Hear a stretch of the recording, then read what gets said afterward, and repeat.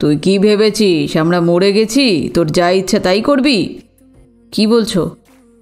আমাদের বাড়ির বউকে এয়ারপোর্টে ফেলে দিয়ে এসছিস কেন? হ্যাঁ, সে টিকিট কেটে দেশে ফিরবে? তার বাবা যদি কোনো অন্যায় করে থাকে তাহলে সে শাস্তি পাবে। আমি তো তাকে কিছু বলিনি কে কি অন্যায় করেছে। আমি ভদ্রলোককে বলেছি এখন থেকে আপনি আমাদের পারিবারিক ব্যাপারে নাক গলাবেন না। তিনি বললেন তার মেয়ে যতদিন আমার স্ত্রী হয়ে থাকবেন ততদিন তিনি দায়িত্ব এড়াতে পারেন না। ব্যাস, সঙ্গে সঙ্গে তুই ঘরের বউকে বের করে দিলি। আমি কোনো কথা শুনতে চাই না। এখনই এয়ারপোর্টে গিয়ে তাকে বাড়িতে ফিরিয়ে নিয়ে যা, নইলে আমাদের সঙ্গে কোনো সম্পর্ক থাকবে না কিন্তু তোর। রিসিভার রাখতেই কমলেন্দু দেখলেন বনানী উঠে এসে তার কথা শুনছে। কমলেন্দুর মাথা ঝিমঝিম করছিল। বনানী কাছে এসে ওর হাত ধরে বলল, বিছানায় এসে বসো, উত্তেজিত হয়েও